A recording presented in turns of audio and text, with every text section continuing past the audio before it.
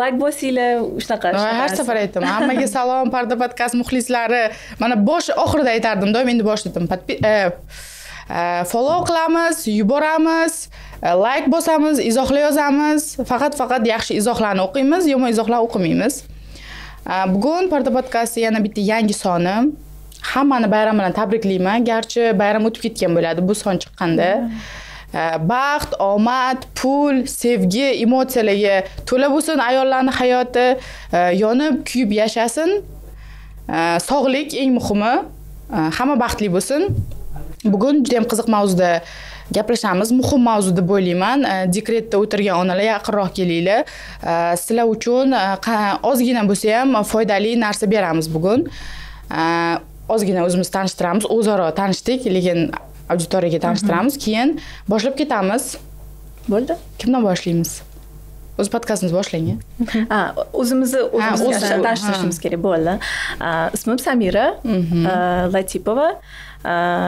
Onaman birinchi o'rinda o'zimni tanishtirsam, product manager bo'lib ishlayman ITda. Community'm bor, hamjamiyatim bor, product community deymiz. O'sha hamjamiyatni lideriman hamda startup asos solganmiz. Ikkita startup bor, Botify va Monify degan ikkita startupimiz bor. Unda yosh tadbirkorlarga, kichik va o'rta biznesdagi tadbirkorlarga bot yaratishga yordam beramiz va mana sizga o'xshagan podkastlarda Monify proyektda podpiskadan, ya'ni obunadan pul topishlariga yordam beramiz. Shunaqa mualliflarga, hamjamiyatlarga. Shu bilan shug'ullanaman. Shuni endi yubormagunizcha qo'ymayman. Sizga yuborib ko'rsangiz, bitta test qilib ko'rardim. Bo'ldi, kelishdik. Podkastimizni. Ismim Minara, familiyam Asanova. Men ham onaman birinchi o'rinda. Farzandim bor. Bundan tashqari Asal Baraka brendini PR va digital kommunikatsiyalar bo'yicha bo'lim boshlig'i bo'lib faoliyat yuritaman. Shu hozircha. Rahmat. Balanda, немножечко спасибо ketdi. Zanob повторить. Ismim Inara Asanova. Onaman birinchi o'rinda. Bundan tashqari Asal Baraka savdo belgisini PR va digital kommunikatsiyalar bo'yicha mutaxassisi bo'lib ishlayman hozirgi kunda. Shu. Kelganlaringiz uchun rahmat. Sizlarga ham rahmat. Menga ham qiziq bo'ladi sizlarning tajribalaringiz, o'zi qanaqa bo'lar ekan, dekretda ayollar qanday vaqt o'tkazar ekan. Ayol uchun eng muhim vazifa bolani tarbiyalash. Ishlash shart emas degan bizning jamiyatda fikr bor. Bunga qanaqa qaraysizlar? Masalan, dekretda ham ayol kishi ishlasa, biroz atrofdan bosim bo'ladi baribir. Bolasiga qarasa bo'lmaydimi? Mana bu men haqiqiy ichimdan chiqayotgan ovoz. Bolali bo'ldimi, mas'uliyatli bo'lish kerak edi odam. Bo'lmasa tug'masin edi degan anaqam bor. Masalan, menda bor shunaqa. Bolaga qarash kerak. Sizlarni bu borada fikrlaringiz qanaqa? Men boshlayman yo Inara? Men boshlayman. Endi avvalambor men o'ylaymanki bu normal fikr. Masalan, yo'q bu noto'g'ri fikr deb o'ylamayman. Nimaga? Chunki bola bu mas'uliyat. To'g'ri aytdingiz. Men ham xuddi shuni fikrga qo'shilaman. Bolali bo'lishga ikkita juftlik qaror qildimi, mas'uliyatini ham his qilish kerak. Nafaqat ona, balki ota ham bu narsaga ko'nikish kerak, o'zida kuch topish kerak shu mas'uliyatni olishga. Endi ishlashga kelsak, to'g'ri, jamiyatda ko'pchilik hate qilishi mumkin ishlaydigan onalarni. Nimaga? Chunki bolasi qarovsiz qolib ketadi deb o'ylashadi.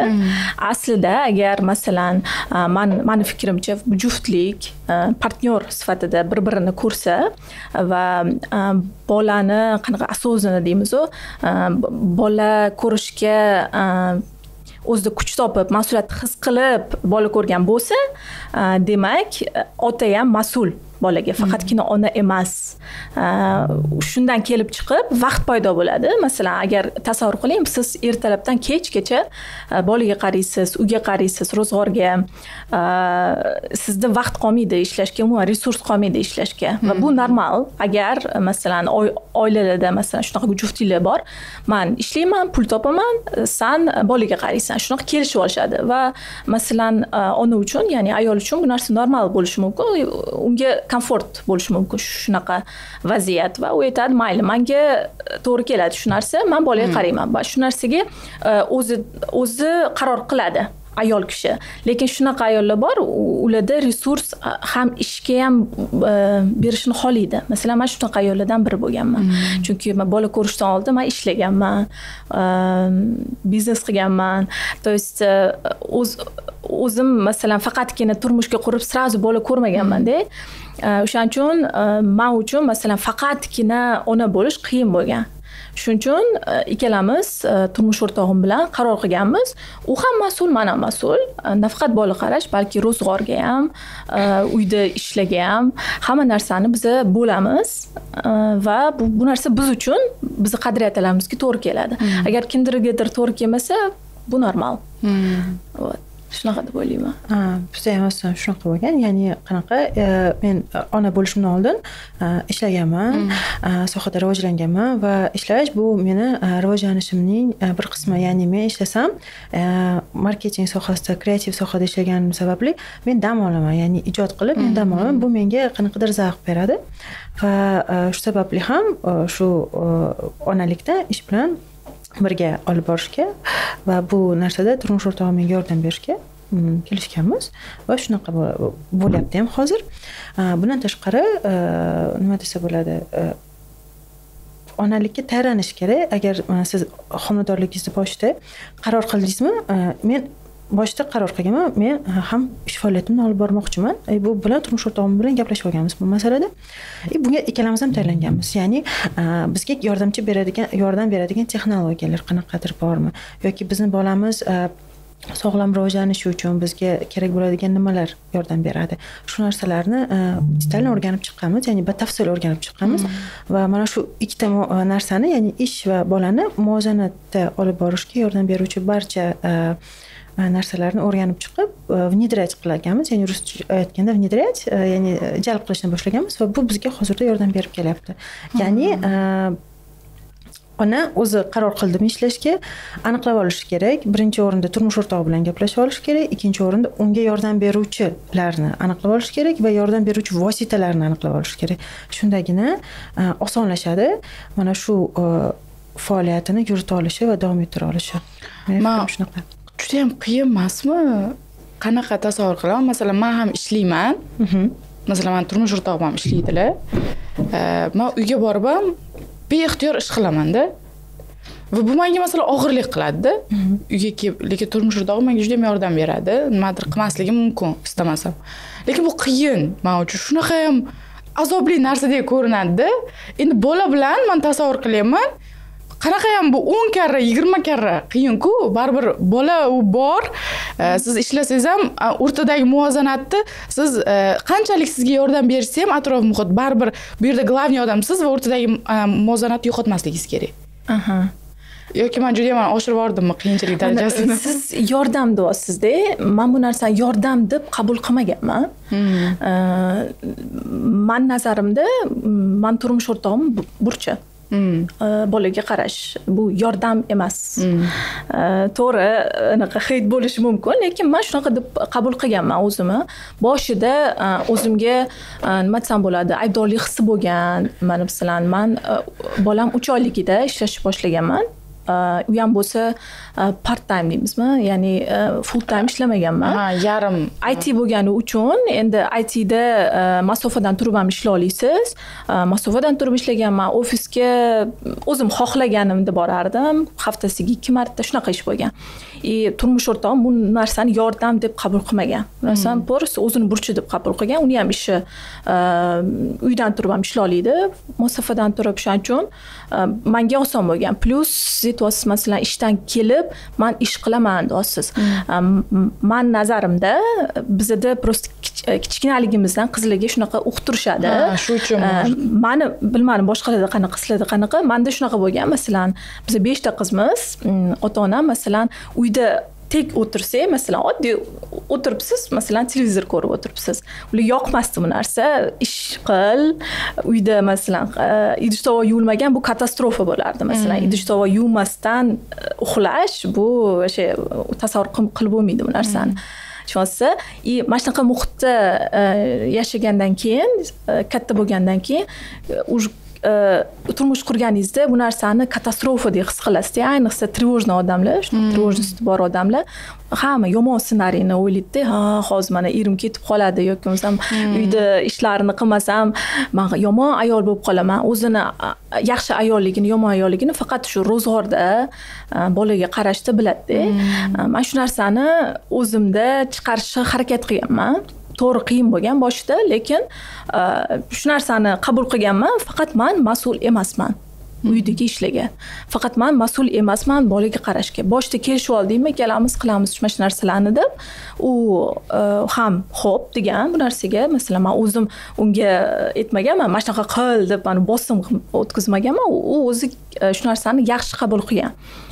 Kelishdikmi, значит, men ham yaxshi qabul qilishim kerak ekan deb sekin-sekin shu narsaga ko'nikkanman.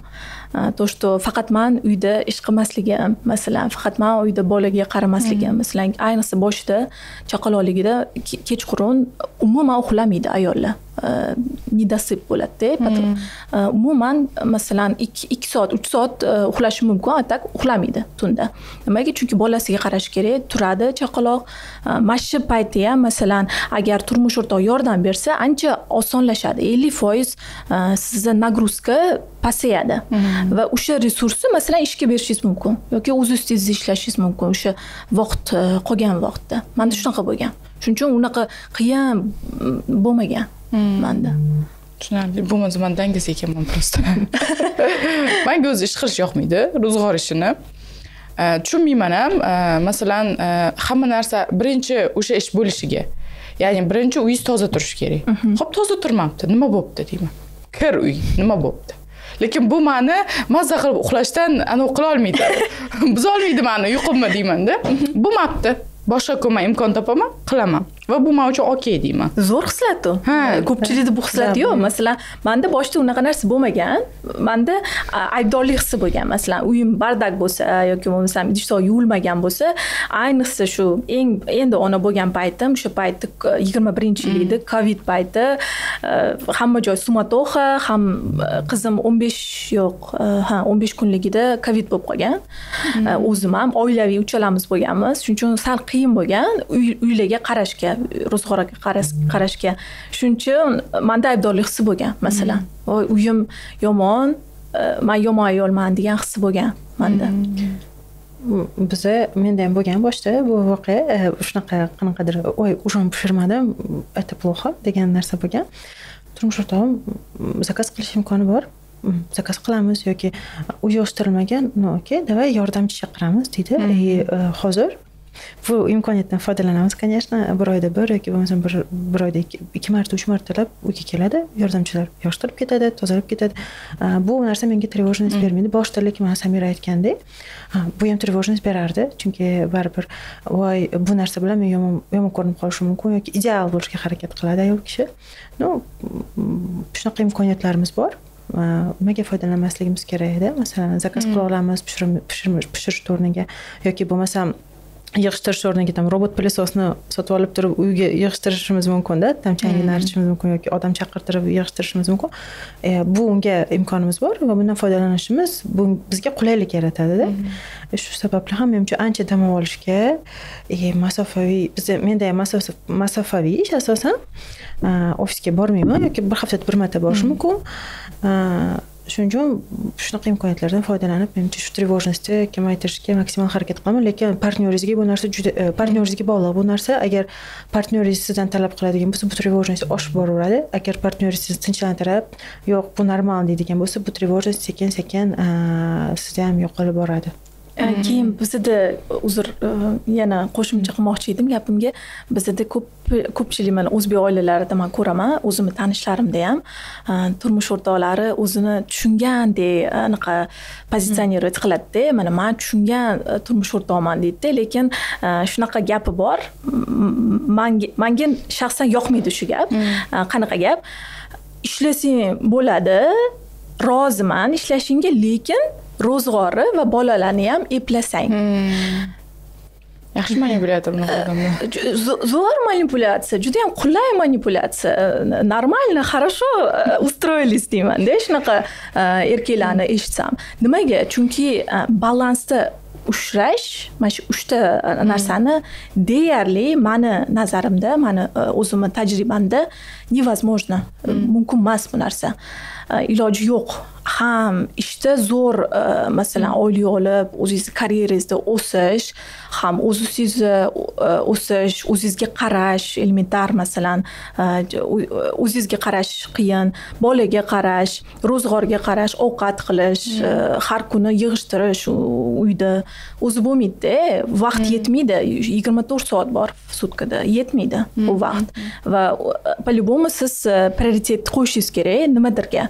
Ya'ni yo ro'zg'orga prioritet bo'lish kerak. Shunaqa ayollarni bilaman, uyda bolasiga qaraydi, uyda o'tiradi, lekin bolasiga to'liq vaqt ajratmaydi. Nimaga? Chunki faqatgina shu ro'zg'or ishi bilan band, bolasiga yo qaynonasi qarashi mumkin, yoki bo'lmasam multik ko'rib o'tirishi mumkin-da. Men anaqa shame qilmayapman, multik normal.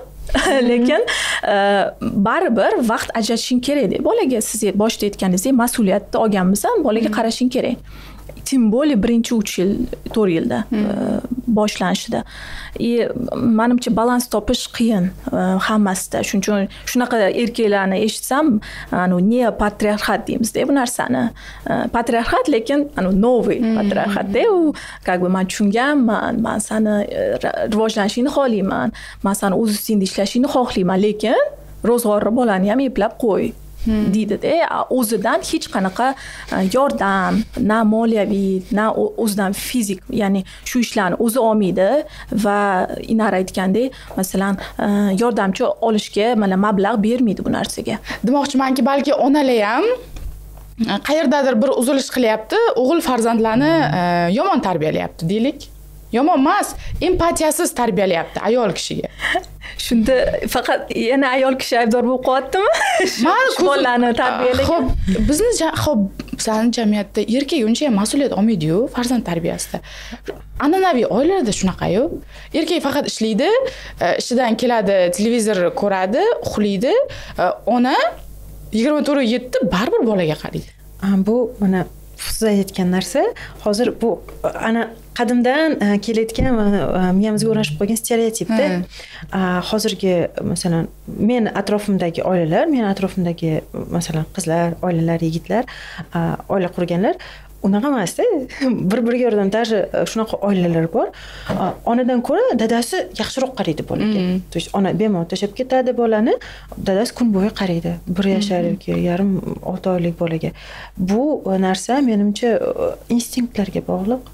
Ya'ni qanaqa bo'ladi, bola tug'ilganda otalik instinkti paydo bo'lishiga bog'liq birinchi o'rinda. Ikkinchidan, oilada doim gaplashish kerak. Mana sizga nimadir yoqmayaptimi yoki siz nimagadir ulgurmayapsizmi? Ichingizda emasda, men bu narsaga ulgurmadim yoki menga bu narsa og'irlik qilyapti. Sizga siz nima deysiz buni? Mana bunaqa qilsak yoki qanaqa решение qilsak bo'ladi, qanaqa yechim topsak bo'ladi bu narsaga deb turib muammolarda yoki bo'lmasam qanaqadir maslahatlashish kerak-da. Bizda oilalarda qanaqa? Birinchidan o'sha stereotip bor. Ikkinchidan keladi, eri o'tirgan bo'lsa, o'tiribdi-ku deb turib xotini ham men kun bo'yi ishlaganman, charchaganman deb turib eriga yaqinlashmaydi yoki bo'lmasam mana shunaqada gaplashishmaydi. То есть er kun bo'yi ishlab kelgan, xotini ham men ham charchaganman, bo'ldi. Kontakt bo'lmaydi. Iloji boricha ayol kishi uyda ham uyut yaratish kerak yoki masalan erkak kishi ham nimadir ustravich qilganda o'tirib gaplashish kerak. Bu meni fikrim. Ya'ni gaplashishda, o'tirib maslahatlashishda, o'tirib yechim topishda gap ko'p. Ya'ni mana shu orqali sizda kontakt bo'ladi.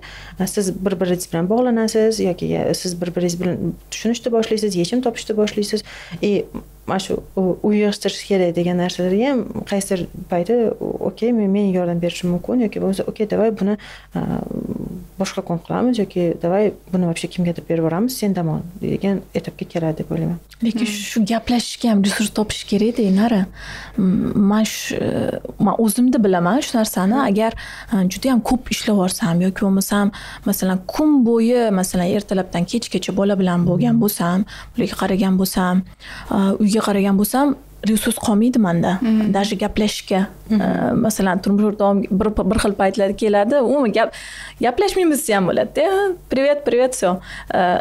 Salomlashamiz, qanaqadir glubinniy kontakt bor-ku. Shunaqa muloqot bo'lmaydi. Nimaga? Chunki sizda resurs bo'lmaydi bu narsaga. O'shaning uchun men harakat qilaman sal nima desam bo'ladi, prioritetlarni to'g'ri qo'yib olish. Masalan, qizim 2 yosh bo'lgan, yo'q 2 yosh emas, 1,5 yosh bo'lganda men shu narsani точно o'zimga belgilaganman. Menda prioritet faqatgina farzandim bo'ladi. Hozirgi moment. Nimaga? Chunki o'zi statistikani qarasak, o'zi farzand ota-ona bilan 90% o'tkazgan vaqti faqatgina 18 yoshda bo'lar ekan. U ham bo'lsa, подростковый deymizmi? O'smirlik paytigacha eng katta protsent vaqt shu paytgacha bo'lar ekan. U degani, menda hozir vaqt juda kam. Farzandi bilan o'tkazishga. Men ishla olmaymanmi? Masalan, boshqa payt katta bo'lgandan keyin ishla olmayman. Ishim qochib ketmaydi. Men masalan, o'z ustimda qanaqadir hobbilarim bor deyman, lekin baribir prioritetga har doim farzandim qo'yaman hozir. Chunki men bilaman, ish topa olmayman, blogimni yurita olmayman keyinchalik. Lekin agar farzandimni katta bo'lgandan keyin уже 4 yosh, 5 yosh bo'lganda boshqacha payt bo'ladi-da. Hozir eng shirin paytlari men shulardan nima desam bo'ladi? Zavqlanish xohlayman. O'shaning uchun menimcha shu resursga ham ko'p narsa bor. Resurs yetmasligi mumkin. Mumkin. Mana siz aytdingiz-ku, oilalar bor deb. Rostdan bor, bizning atrofimizda ham mana shu bir-biriga yordam berib kelayotgan yosh oilalarni ko'raman, bir-birini tushunib, sevgi ila baxtli yashayotgan. Lekin bu yerdan sal tepaga qaraganimda, mana viloyatdagi do'stlarimga qarayman, gaplashamiz biz. Aytib beradi hayotini, ki men hayron qolaman, voy, shunaqa odamlar bormi? Senga yordam bermaydimi turmush o'rtog'ing? Sen nimaga ishlamaysan? Ishlashga ruxsat bermaydi, deydi. Lekin pul ham bermaydi. Bolani kashasi, pampersiga pul bermaydi. Rostdan ham, ya'ni demoqchimanki, aslida mana shu an'anaviy yashayotgan oilalar ko'proq. Bularning sonidan demoqchiman-da.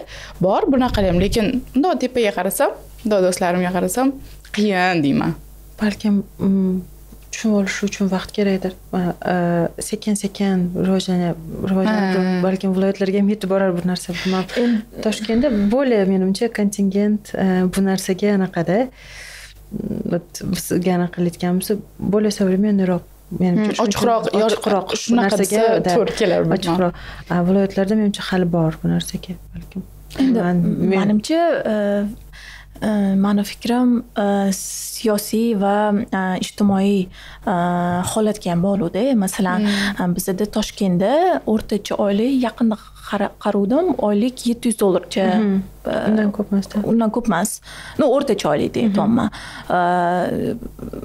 Viloyatlarda даже $300 emas ekan, $290. O'zingiz o'ylang, $290. Endi qanaqa qilib bolani, masalan, pampersi narxlarini bilmadim, bilasizmi yo'qmi? Juda qimmat. Pampers Supermarketga kirib qarsangiz bo'ladi. Oddiy oila, masalan, faqat erkak ishlasa, yetkazib berishi qiyin viloyatlarda. Hammasi birga yashashadi, masalan, alohida kamdan kam, по-моему, viloyatlarda yashashadi. Hammasi birga yashashadi. Shuning uchun ro'zg'or bitta. Shuning uchun ro'zg'or bitta bo'lgandan keyin o'zini mas'uliyatini to'laqonli his qilmaydi-da u erkak. Nimaga? Chunki boshqa erkak bor, dadasi bor uyda. Qaynotasi masalan o'sha ayolni. Shuning uchun mas'uliyatni o'ziga 100% olmaydi ro'zg'orga va bolaga. Shunaqa qilib yuraveradi. Oila tuzilmasini mana hozir o'ylayapman, birinchi o'rinda bekorga aytmayapmiz, oilaga tayyor bo'lish kerak. Farzandni plan qilish kerak. Hozirgi 21-asrda iqtisodiy sharoitdan kelib chiqib, rostdan ham reja qilish kerak ekan, tushunyapmanki. Va tayyor bo'lganda yoshiga ahamiyat bermay odam keyin oila qursa, nisbatan yaxshiroq va komfortroq yashasa kerak deb o'ylayman. Menimcha, yana bilmadim. tadqiqotlar ham xuddi shunaqani aytar ekan. Masalan, ayol kishi 30 dan keyin tuqqandan keyin uni bolasi ko'proq yaxshi ta'lim oladi. Nimaga? Chunki baribir ekonomически puli ko'proq bo'ladi-da u ota-onada. Faqatgina ayol kishida emas, umuman ota-onada уже o'zini eplab olgan bo'ladi o'sha payti. Shuning uchun bolasiga ham mablag' yetkiza oladi. Balki shunga Yevropa, AQSh davlatlarida 30 dan keyin ko'pchilik tug'adi, bola ko'radi. Bilmadim, lekin menimcha plan qilib bo'lmaydi. 100% plan qila olmaysiz. Nimaga? Chunki nima bo'lishini bilmaysiz. Har xil bolalar bor. Har xil mablag' talab qiladigan bolalar bor. Menimcha uni plan qila olmaysiz. Bundan tashqari, masalan, ular gapiga qo'shilgan holda psixologически, moliyaviy tarafdan emas, psixologически ham tayyor bo'lish kerak. Chunki boya Samira aytgandek, bola kechasi ham 3 soat uxlashi mumkin. Bola yig'lasa, siz ham qo'shilib yig'laydigan vaziyatlar ham bo'ladi ba'zida. Yoki bo'lmasam bola yig'lasa, baribir uyg'onadi odam. Siz yoningizdagi turmush o'rtog'ingiz ham uyg'onadi, siz bilan birga qaraydi. Qaysidir joyda mana shu yig'ilib sizga stress bermasligi kerak-da, yoki bo'lmasam psixologik tayyor bo'lish kerak deganda, ertaga bolani qo'lingizga olganda nima bu deyish kerak emasda. Qanaqa qilaman? Qanaqa qarang, nimaga yig'layapti? Nimaga mana bunaqa bo'lyapti demasligi uchun ham birinchi o'rinda psixologiyangizni to'g'rilab olib, o'zingiz tayyorlanib, turmush o'rtog'ingiz bilan tayyorlanib, keyin bola ko'rganingiz yaxshi. Prям oldindan bilib bo'lmaydi, qanaqa xod bo'ladi, bola qanaqa bo'ladi, yig'loq bo'ladimi, spokойный bo'ladimi. Lekin bitta narsa, homiladorlikdagi davr baribir bolaga ta'sir qiladi. Siz qanchalik maksimal o'zingizni spokойный harakat qilsangiz tutishga, o'zingizni parvarishlasangiz, bolada ham bu narsa ko'rinadi ertaga. Qanchalik тревожный bo'lsangiz, qanchalik asabiy bo'lsangiz, qanchalik sog'lig'ingizga e'tibor bermasangiz, bu narsa ertaga sizga boshqacha ta'sir qiladi. Ya'ni shuning uchun birinchi o'rinda shu psixologiya, moliyaviy tarafdan tayyor bo'lish kerak ota-ona. To'g'ri. Universitet vaqtida bir o'qituvchim bo'lardi. Shunaqa mustahkam ayol edi-da, haligacha eslayman u kishini. 3 ta joyda ishlardi. Shunaqa vaqtni taqsimlanardi. Unda hamma narsa ertalab mana bunaqa ishlayman, 2 ta bolasi bor. Hamma narsa rejimda qaynonasi bilan yashardi va o'sha ayolga butun guruh havas qilardi-da. Qanday bunday ayol bo'lish mumkin? Ideal ayol edi. Hamma narsaga o'ziga qarashdan boshqa hamma narsaga uspet qilardi. Keyinchalik mana endi 2 yildan keyin tushundimki, shu ayolni u nimalardandir kechib shunaqa bir ideal timsolga kelganda, aslida juda ham qiyin unga, balki u istamas, lekin oilasi uchun u majbur shu narsaga, o'sha 3 ta joyda ishlashga, mana shunaqa mustahkam ayol bo'lishga, ertalab soat 4 da uyg'onishga majbur aslida. Va eng yomon narsa, biz o'sha narsani ideal deb o'ylaymiz-da, shunaqa ayollarni ideal deb o'ylaymiz-da, olqishlaymiz. Ha, ayol shunaqa hamma narsaga ulgurish kerak, universal bo'lish kerak. Menimcha ular mediada ko'proq ko'rinishadi unaqa ayollar. Men masalan oddiy Instagramni qarasangiz ham ko'pchilik o'zini muvaffaqiyatli ko'rsatadigan ayollar qanaqa message bilan chiqishadi. Men hamma narsaga ulguraman, meni bolalarim bor, mana 3 ta 4 ta bolam bor, mana biznes qilyapman, turmush o'rtog'im meni yaxshi ko'radi, mana sayohat qilamiz. Hamma shu yaxshi taraflarini ko'rsatadi. Lekin real qaraganda baribir bitta narsani prioritetga qo'ydingmi, ikkinchi narsa prioriteti tushadi. Ya'ni agar karyerani prioritet qilib qo'ydingmi, baribir xohlaysanmi yo'qmi, bolaga kamroq vaqt ajratasan.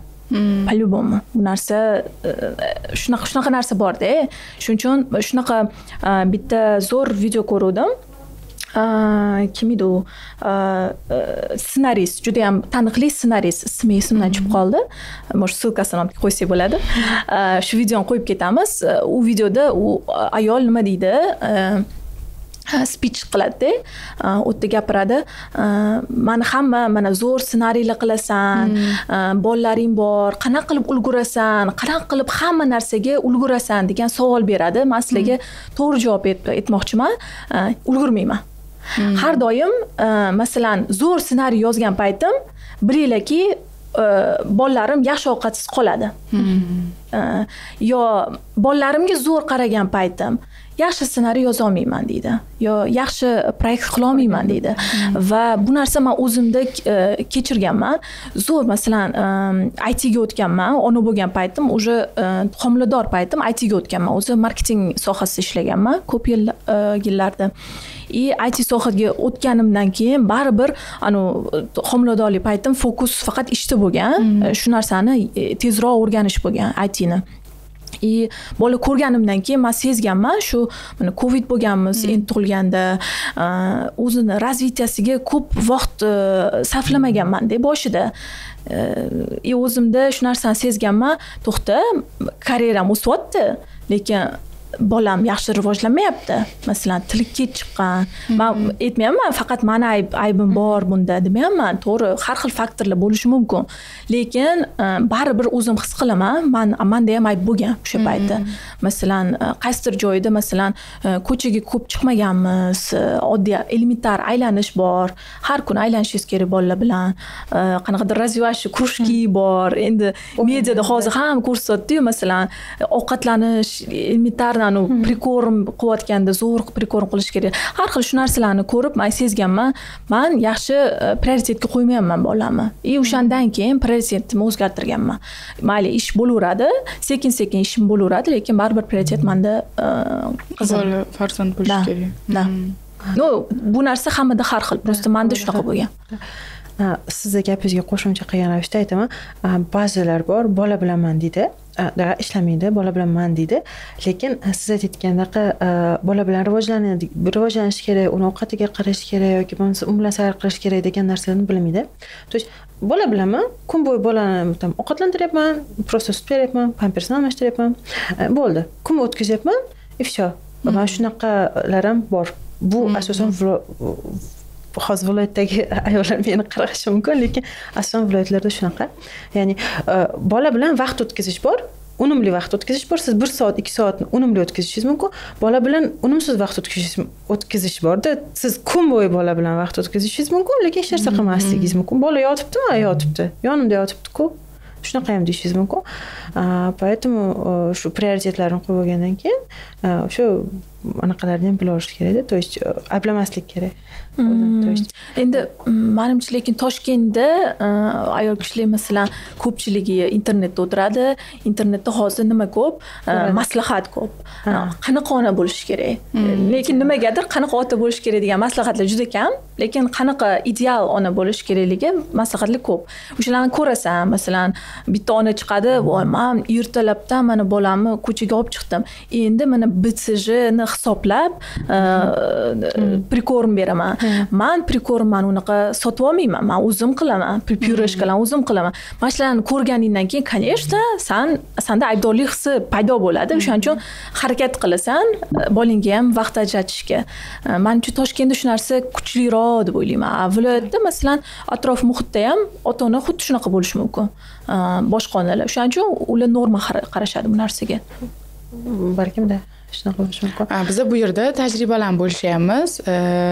Ya'ni siz shunday bo'lishingiz kerak degan narsa yo'q. Biz faqat o'zaro tajribalarni bo'lishyapmiz. Ya'ni bular bo'lishyapti sizdan bo'ling. Yo'q, ya'ni ideal bo'lishingiz shart emas. Prioritetni o'zingiz qo'yasiz. Shuni aytmoqchiman. Masalan, oddiy masalan pyureshkalarda ham hech qanaqa yomon joyi yo'q.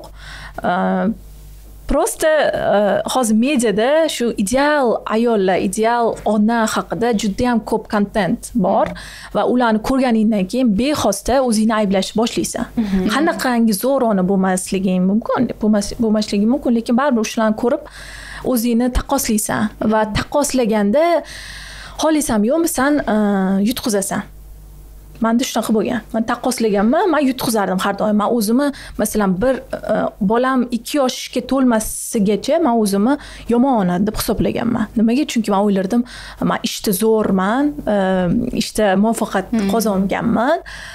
Даже men IT ni o'rgandim, product manager bo'ldim. O'zimga yarasha muvaffaqiyatlarim bo'lgan. Faqat professional nimada tarafda ayolli tarafda masalan onali tarafda men o'zimni mag'lub deb hisoblaganman 2 yoshgacha.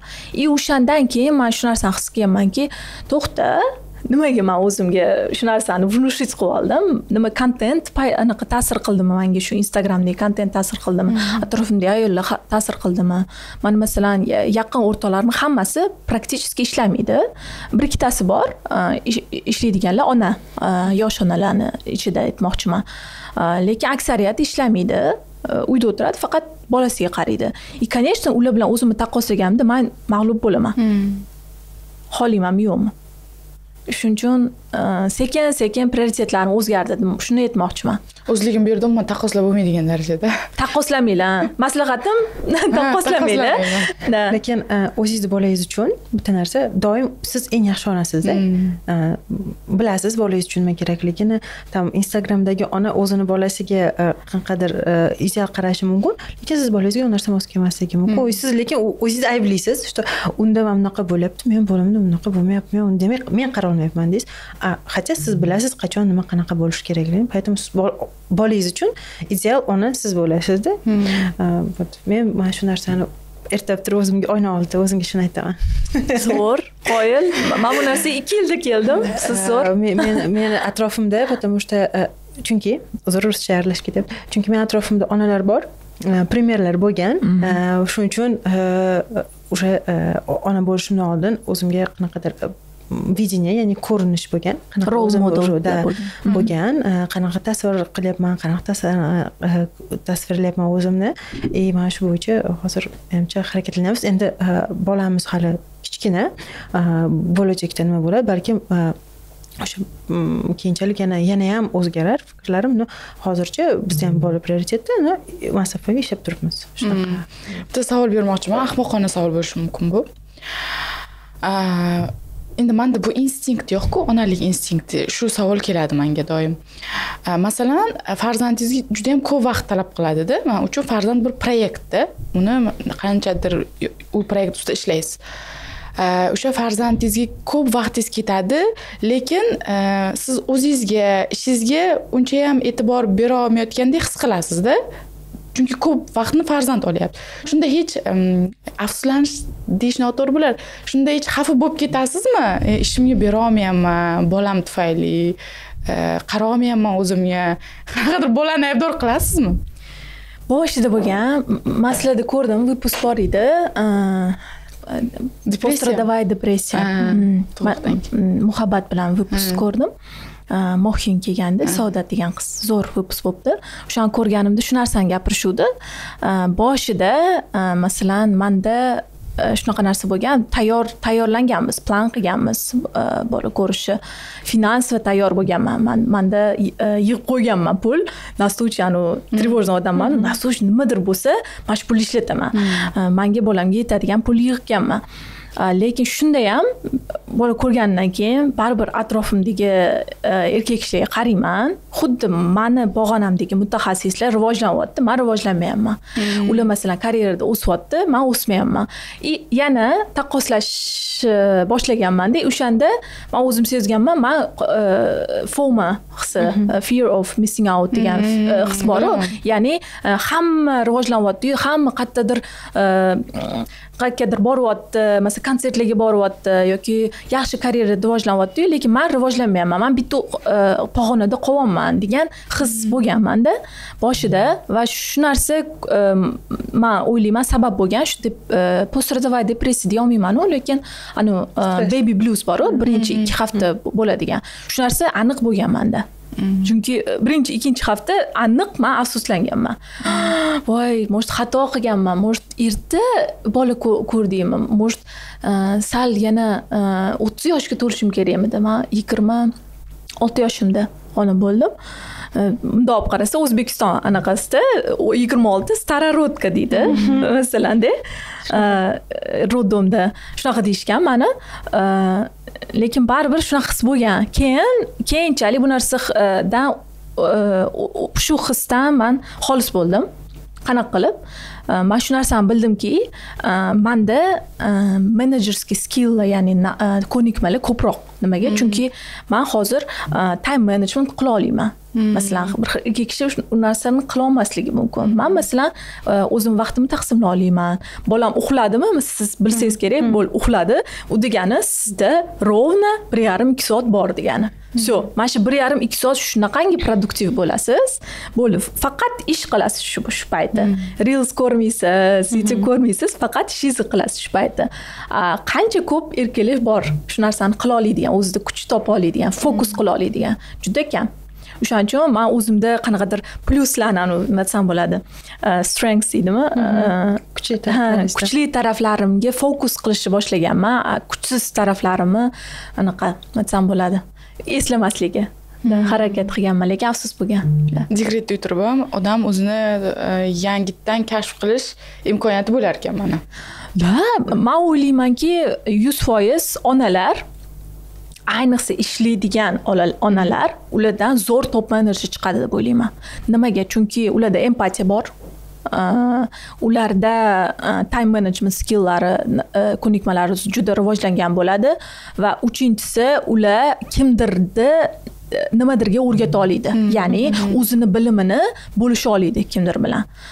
Menejerlar uchun, top menejerlar uchun bu ko'nikmalar eng kerakli qo'shimchalar deb o'ylayman. Mnoгозадачность degan narsa bor. Ko'p vazifalarni birdan bajara olish aynan mana shu periodda prям yuqoriga ko'tariladi. Sezasiz. Bilmadim, menda shunaqa bo'lgan, kreativlik oshadi. Bilmadim, gormonlar ta'siridan kreativlik oshishni boshlaydi. Qanaqadir nima ijod qilgis keladi yoki tushunasiz, problema bor qayerdadir, mana shu onalar uchun nimadir yaratishga harakat qilasiz. Shuning uchun menimcha dekretdagi onalar ko'pincha onlayn shoplar ochadi, nimadir sotish bilan shug'ullanadi yoki shu bolalar uchun qanaqadir kundaliklar, kitoblar olib kelib sotishni boshlaydi. Aynan mana shu davrda boshlanadi shunaqa. Ya'ni sizni qarashingiz ozgina o'zgaradi. Ya'ni siz masalan bilardingiz, что bor, magazindan bor sotib olish mumkin, lekin sizda to'xta, men onlayn qilsam, demak dostavka bilan bu narsani sotib olaman, chunki onalar doim do'konga chiqa olmaydi. Mana shunaqa narsalar paydo bo'lishi mumkin. Masalan, dekretda hozir o'tirgan onalar ko'rayotgan bo'lsa, sizlar qanaqa maslahat bera olasizlar? Ular nimalar bilan mashg'ul bo'lsa bo'ladi? Mana shunaqa qisqa bola uxlab qolgan vaqtda, qisqa vaqtlarda ularga unumliroq nimalar tavsiya qilasizlar, что ular shug'ullansa foyda bo'ladi yoki bilmadim, sizlarda qanaqa tajriba bor? O'zim masalan maslahat bera olmayman. Nima bilan shug'ullanish mumkin dekretda o'tirib? Может, til o'rganish mumkin deyman, bilmadim. Sizlarda qanday tajriba bor? Ularga mana shu narsani qilsa yaxshiroq bo'ladi. Ular o'zi uchun, ona o'zi uchun, rivojlanishi uchun, rivojlanishi uchun. Endi men nazarimda ko'pchilik aytadi nimagadir, bilmayman nimaga, dekretda degradirovat qiladi, ayollar ongi pasayadi, rivojlanmaydi degan fikr bor. Men bu fikrga mutlaqo qo'shilmayman. Men o'ylaymanki, agar ayol kishi faqatgina bola bilan shug'ullansa, bu juda katta ish. Bu bitta juda qiyin ish. Kasb desa ham bo'ladi, shu onalik kasb. Tim bo'ldi agar partnyori yordam bermasa, vovlikatsiya qilmasa. O'shaning uchun bu zo'r rivojlanish. Даже если agar bolaga zo'r qarayapsizmi, bu degani siz уже yaxshi rivojlanyapsiz degani. Sizda yaxshi ko'nikmalar paydo bo'lyapti degani. O'shaning uchun masalan, meni ko'rib, mana Samira ishlayapti ekan, ham bolaga qarayapti ekan, men ham ish qilishim kerak, men ham biznes qilishim kerak degan fikr tug'ilishi mumkin. Bu normal. Lekin agar sizda ichingizda shunaqa stimul bo'lmasa, qilmang. Meni maslahatim, bola uxlayaptimi, siz ham uxlang. Bu eng zo'r narsa. Nimaga? Chunki uxlayotganingizda siz dam olasiz. Siz sog'lomroq bo'lasiz. O'sha bola turgandan keyin siz ham turasiz, sizda unumli vaqt o'tkazishga resurs bo'ladi shu narsaga. O'shaning uchun hamma ham meni fikrimcha bola uxlayotgan payt unumli ish qilishi kerak emas. Shunchaki dam olsa ham bo'ladi. Просто dam oladi. Tim bo'ldi agar yordamchisi bo'lmasa, agar nyanyangiz bo'lmasa, agar uyingizda cleaning qiladigan odam bo'lmasa, turmush o'rtog'ingiz ertalab ishga ketib, kechqurun keladigan bo'lsa, ayniqsa davlat ishida ishlaydiganlar, masalan 11:00ga kelishadi. Agar shunaqa bo'lsa, всё, uxlayaptimi, bola uxlang. Eng zo'r maslahat mana shunaqa. Agar masalan men turmush o'rtog'im shunaqa bo'lganda, men 100% ishlamasdim. Umuman ishlamasdim. Prosta bolaga qarardim bo'ldi. Fokus faqat bolada bo'lardi, hech nima qilmasdim. Nimaga? Chunki menda resurs qolmasdi boshqa narsa qilishga. Bu normal. Da, bu normal. Qo'shimcha qilolmayman, prosta hammasi bir xil fikr. Mana bizada ayollar uchun qanchalik onlayn ishlar rivojlangan deb o'ylaysizlar va yana bu borada nima ishlar amalga oshirish kerak? Men ishim tushmagan onlayn ishga-da, men bilmayman, bormi o'zi qanaqa ish qilsa bo'ladi onlayn. Asosan menimcha marketing sohasida ko'proq onlayn ishlar bizda, masalan, oladigan bo'lsak, copywritingni, SMM, o'zi pandemiya davrigacha va pandemiya davridan keyingi hayot o'zi o'zgarib ketdi. Ya'ni pandemiyagacha bizda ko'proq ofisning hayot, ofisning ish kerak bo'ladigan degan bo'lsa, undan keyin baribir kompaniyalar tushundi, что biz onlayn outsourceda yoki bo'lmasa shu qanaqadir smeshanniy grafik bilan ham xodim ola olamiz degan tushunchalar paydo bo'lishni boshladi. Ko'pincha onlayn ish baribir marketing sohasida, men bu sohada ishlaganim uchun ko'proq bilaman. Copywriting, SMM, proyekt menejerlik misol uchun, Samir menimcha aytadi, product menejerlik ham mana shu sohada yoki dizaynerlik, UI UX dizayn, brend dizaynerlari mavjud, grafik dizaynerlari mavjud. U sohalarni o'rgansa, menimcha shu onlayn ishlay olish imkoniyati mavjud. Lekin bunda ish beruvchi tarafni ham fikri muhim, to есть qarashlari muhim.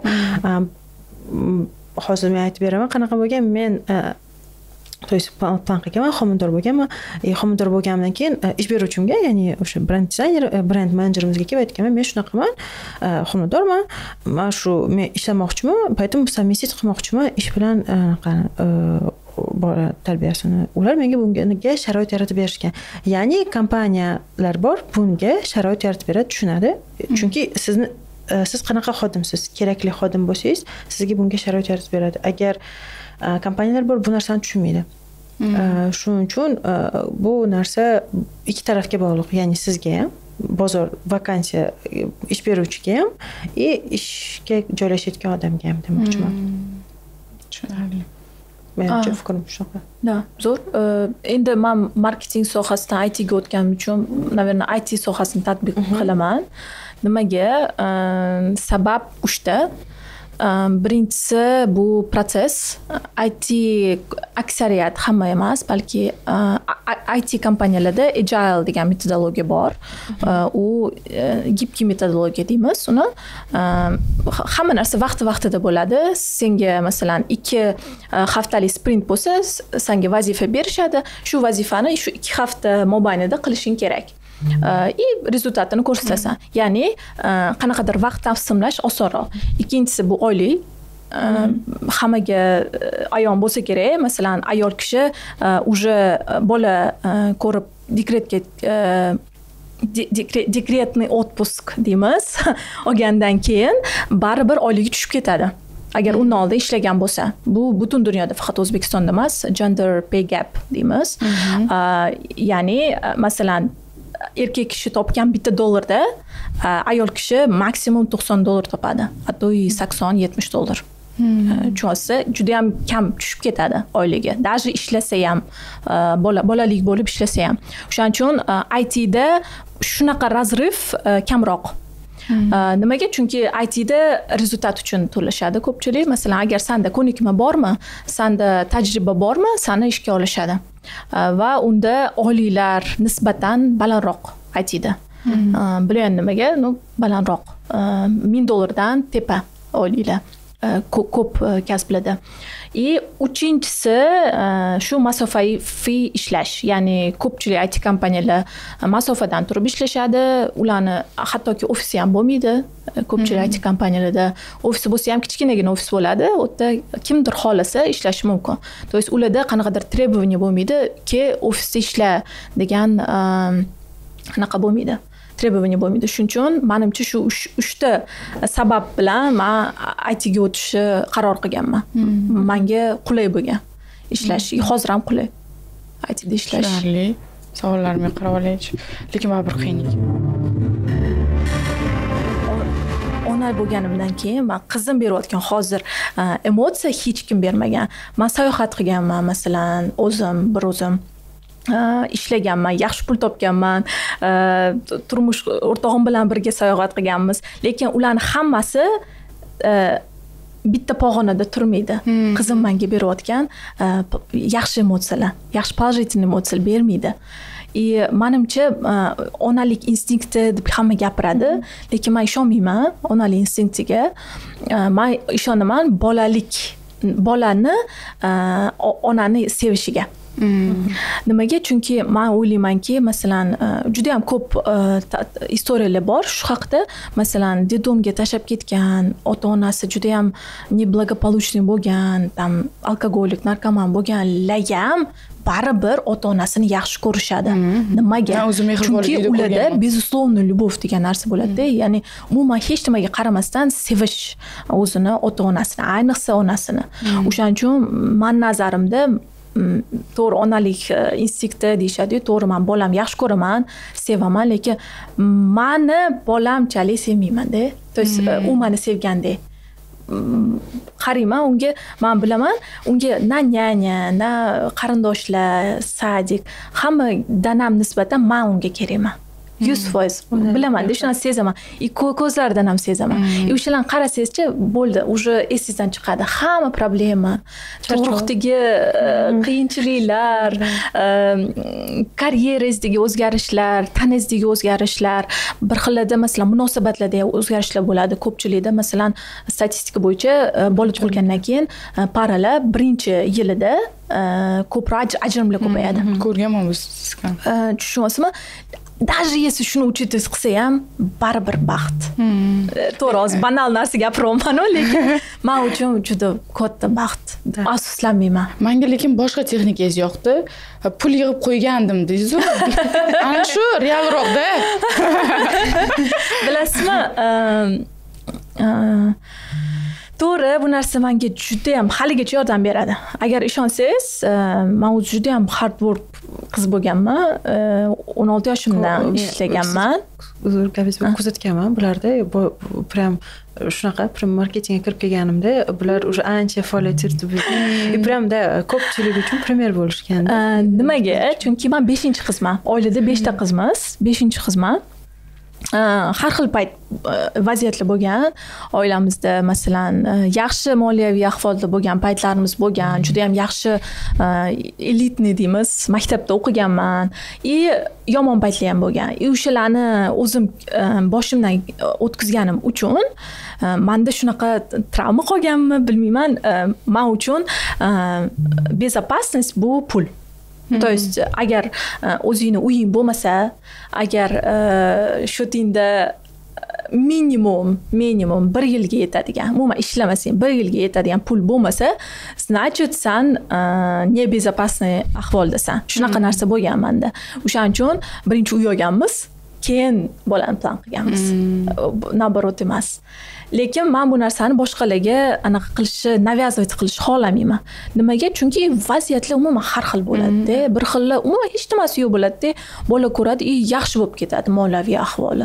U narsani siz oldindan ayta olmaysiz-da. Har xil umuman hayotda har xil vaziyat bo'lar ekan. Siz uni kontrol qila olmaysiz. Men hozir siz hamma narsani kontrol qilaman, shotimda pul bo'ladi, uyim bo'ladi, 2 ta uyim bo'ladi. Mana endi tayyorman bola ko'rishga deysiz-ku, lekin baribir kelajakda nima bo'lishini bilmaysiz. Lekin hozir o'shanda ham tayyor bo'lmasligingiz mumkin. Shunaqalar ham bor. Lekin menga juda ham yoqdi. Men naborot o'sha gapingizni eshitib, ha, iloj bor ekan-ku deb yengil bo'ldi ichimda. Tipa pul to'plab qo'yishim kerak. Men pulni faqat sayohatga to'playman-da. 4-5 oy to'playman sayohatga chiqish uchun-da. Endi o'yladimki, ha, demak oz-ozdan jamg'arib borishim kerak ekan. 3-4 yildan keyin mabodo plan qilsam-da normal. Sog'lik va pulim bo'lsa bo'ldi, men baxtliman. Bu sayohatga to'plaganingiz zo'r. Menda alohida sayohatga, alohida passivniy dohod deymiz, u narsani podushka deyiladi. Ya'ni tipa finansoviy podushka. Menga u alohida. Menimcha umuman moliyaviy savodxonlik kerak. Umuman ayollarga kerak. Chunki baribir ertaga nima bo'lishini bilmaydi. qanchadir foizini sayohatga, qanchadir bolaga turmush o'rtog'ingiz bilan birga yig'ib borsangiz ham bolalar biz shunaqa bo'ldi. Sinab ko'raman endi hayotimda. Da, и plus menda erkinlik bo'lgan. Masalan, Express Sigmatorda product manager bo'lib ishlaganman. O'sha payti menga bir marta hamkasbim savol bergan. Ne unaqa masalan majlisida men erkin fikrlarimda, agar menga nimadir yoqmasa, men ayta olirdim bu narsani. Menga yoqmayapti derdim. Даже boshliq bo'lsa ham, masalan o'zimni boshlig'im bo'lsa ham bu narsani erkin ayta olirdim-da. Men qo'rqmasdim ertaga masalan bo'ldi, anaqa ishdan bo'shatamiz deyishlaridan qo'rqmasdim. Nimaga? Chunki menda moliyaviy как бы anaqam bor-da, finansiy podushka bor, fundament bor. Men qo'rqmayman. Farhod Fayzullayev bor, bilasizlarmi? Zo'r bloger, Kanadada yashaydi. Zambarakning o'qidigan kanallari bor. O'shalar zo'r gap aytganlar, ular aytganlar, agar odamda minimum 6 oyga yetadigan pul bo'lmasa, ishlasada, o'sha podushkasi bo'lmasa, demak bu ahmoq odam deganlar. Va shu gap menda esimda qolgan. Shuning uchun men to'g'ri sayohat qilaman, bu narsaga investitsiya qilaman. O'zimga men o'ylaymanki, sayohat bu investitsiya. Lekin baribir определенный mablag'i ushlab turaman. То есть undan ko'p sarflamayman. Hozircha ahmoq ekanman lekin. Yo'q, buni ustida ishlash kerak ekan. Men yaxshi narsa o'rgatdingiz menga.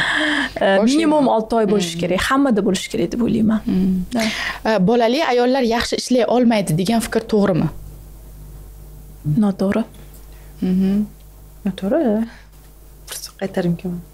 Jamiyat ishlaydigan onalar uchun qanday o'zgarish kerak? Nima deb o'ylaysizlar? Jamiyat ko'proq erkaklarimizga qaratish kerak. Masalan, ishlayotgan odamlarni ko'pchilik jamiyatda bullying qilishadi, lekin menimcha ishlayapti-yu, lekin o'zini ayoliga yordam bermayotgan, bolaga qaramayotgan erkaklarga ham nisbatan baribir qanaqadir осуждение bo'lishi kerak deb o'ylayman jamiyatda. Ishlayotgan ayollarga qo'shimcha imkoniyatlarni berish kerak. Masalan, qaysidir onlayn ishlay olishi yoki ofisga ham bir oyda bir kelishi, bundan tashqari masalan ertaroq uyga ketishi, потому что ona bolasiga yoniga 1 soat oldin erta ketsa ham bu yana ham yaxshiroq bo'lardi. Ayol dekretda o'tirib ham o'zini rivojlantira oladimi? Albatta. Albatta. Menimcha-da, потому что bola qanchalik rivojlangan sari siz ham u bilan birga o'sib boraverasiz. Agar farzandingiz kelajakda ishlaydigan ona bo'lsa, unga qanday maslahat berardingiz? Zo'r, o'zingizda ishlagani yaxshi deyman. O'zingni asra, birinchi o'rinda kuchingga qara. То есть o'zing birinchi aniqlab ol, keyin tashqi. Sizlarga rahmat. Juda ham qiziqarli podkast bo'ldi. Menga yoqdi. Oxirgi anaqa o'zbek ayol qizlariga nima degan bo'lardinglar? Bo'lsa shu bilan yakunlaymiz. Parda podkast doirasida. Banal gap bo'lishi mumkin, lekin birinchi o'rinda o'zingizni tinglang, keyin o'qing, o'rganing. Shu birinchi o'rinda o'zingizni eshitishga o'rganing. O'zingizga nisbatan ishonch ko'proq bo'lsin derdim. Chunki menimcha bizning ayollarimizga ozgina ishonch yetishmaydi o'ziga nisbatan. Rahmat sizlarga. Xursandman ko'rganimdan. Birlashinglar podkasti. Sog'lik, salomatlik.